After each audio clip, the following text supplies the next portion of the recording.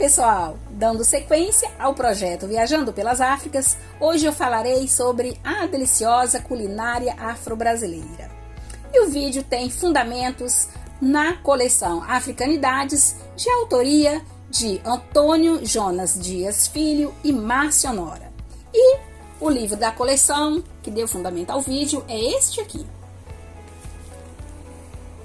Vamos lá? Olá, professor!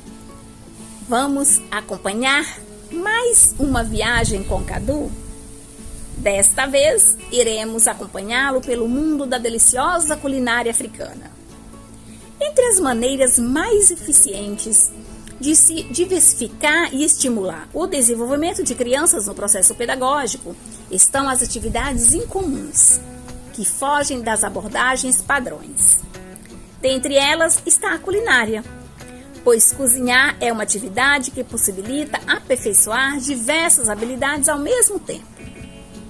Assim, as crianças podem aprimorar matemática, ciências, linguagem, desenvolvimento motor, criatividade, raciocínio lógico e habilidades sociais por meio da culinária nas escolas, de forma multidisciplinar.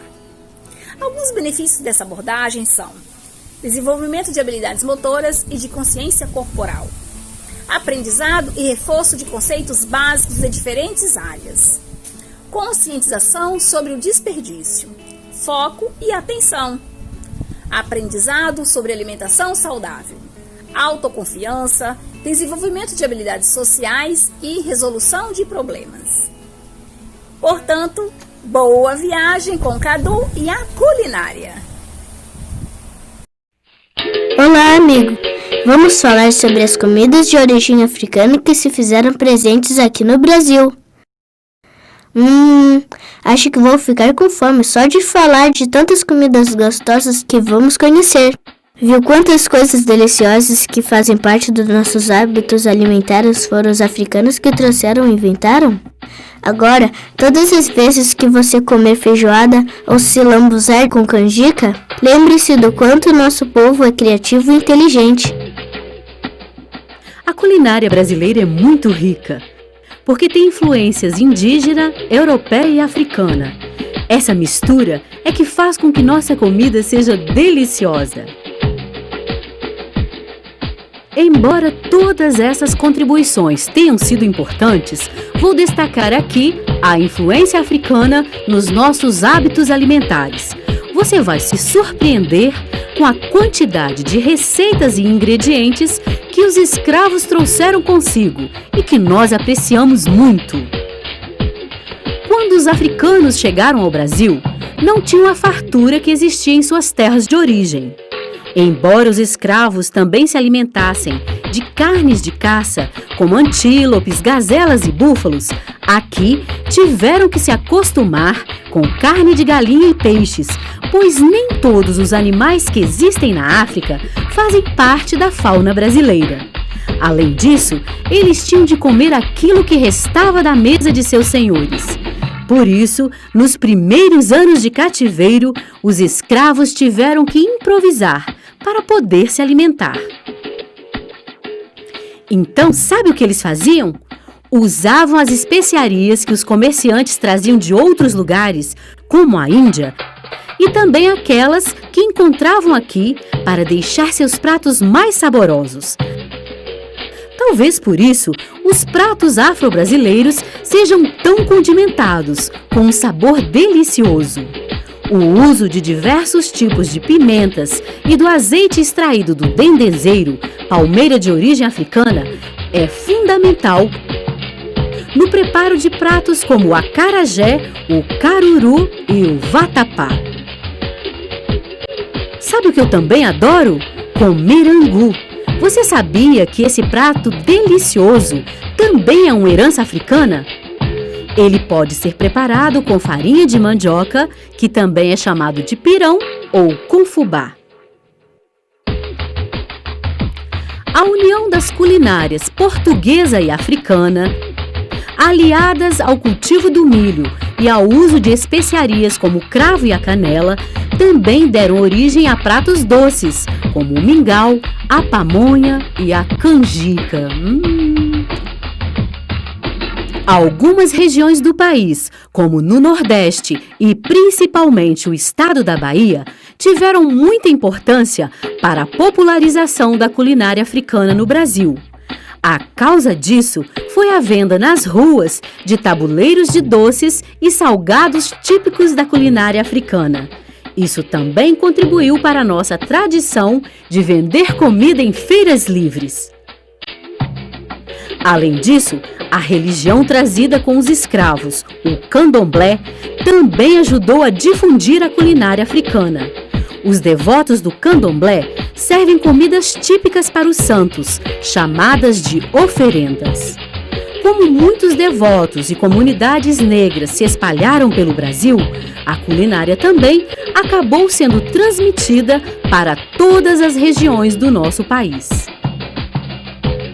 Vamos conhecer alguns pratos típicos? O abará é feito à base de feijão fradinho moído e cozido com camarão, sal, cebola e azeite de dendê. O cozimento é realizado com a massa enrolada em folha de bananeira, em formato triangular. O acarajé também é feito de feijão fradinho, temperado e moído com camarão seco, sal e cebola e frito no azeite de dendê. É servido quente, com pimenta e vatapá, purê feito com farinha, azeite de dendê, amendoim torrado e moído e camarão seco. O caruru é feito de quiabo cozido com camarão, cebola e azeite de dendê. O quibe é feito de carne de sol ou com charque, refogado e cozido com abóbora.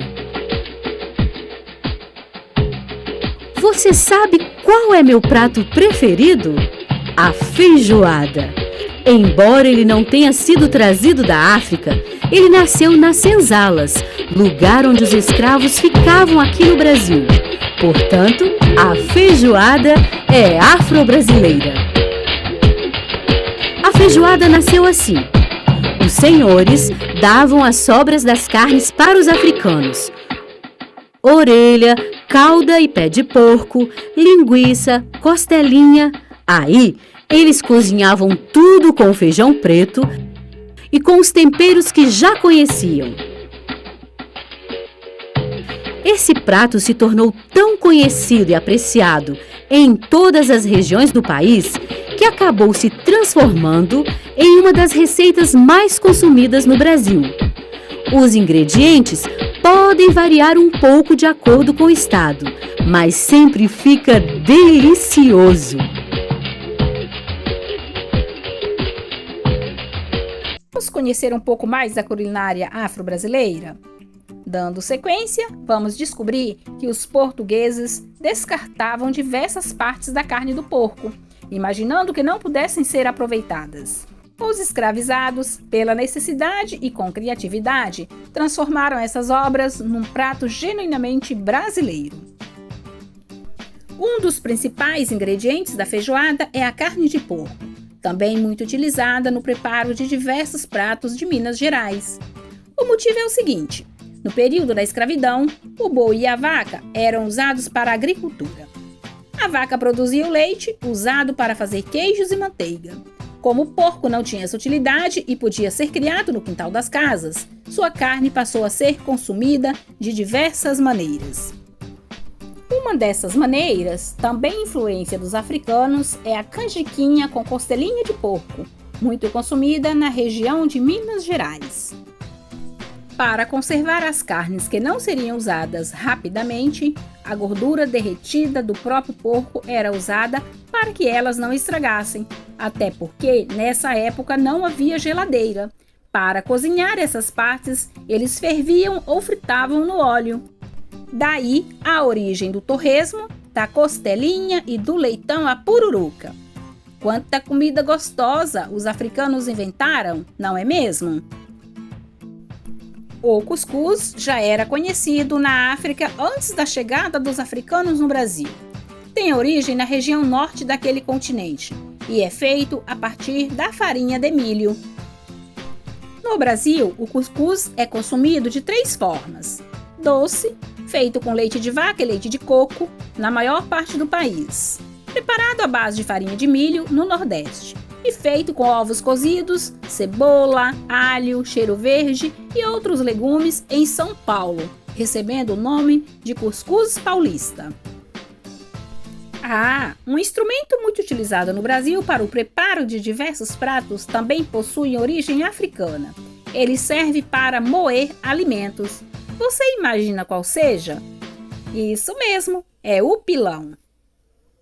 Com o pilão é possível preparar muitas receitas, como a paçoca, que é uma adaptação brasileira das culinárias africana e indígena, feita a partir dos seguintes ingredientes: carne de sol, que é aquela carne de boi salgada e colocada para secar ao sol, farinha de mandioca, manteiga, cebola, pimenta do reino e alho.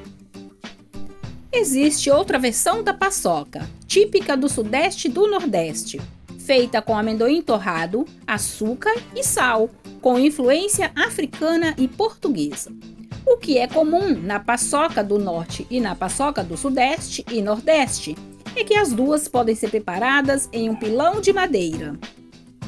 Lá na África, um outro prato feito com a ajuda do pilão é a canjica, em que ele é usado para moer os grãos do milho.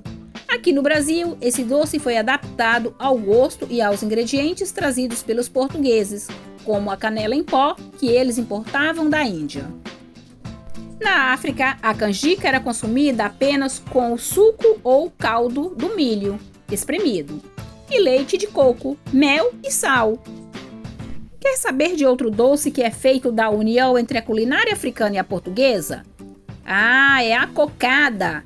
Ela reúne o coco ralado, o leite e o açúcar. Os africanos contribuíram com os ingredientes e os portugueses com o modo de preparar. Vamos lembrar da origem da culinária africana nos nossos costumes e fazer uma cocada? Peça a ajuda de um adulto para desenvolver essa receita que está aí na tela. Você pode trabalhar os ingredientes do gênero textual receita. Ela vai ficar deliciosa! Viu quantas coisas deliciosas que fazem parte dos nossos hábitos alimentares que foram os africanos que trouxeram ou inventaram?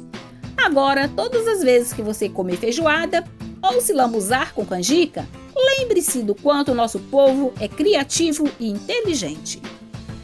Vamos preparar?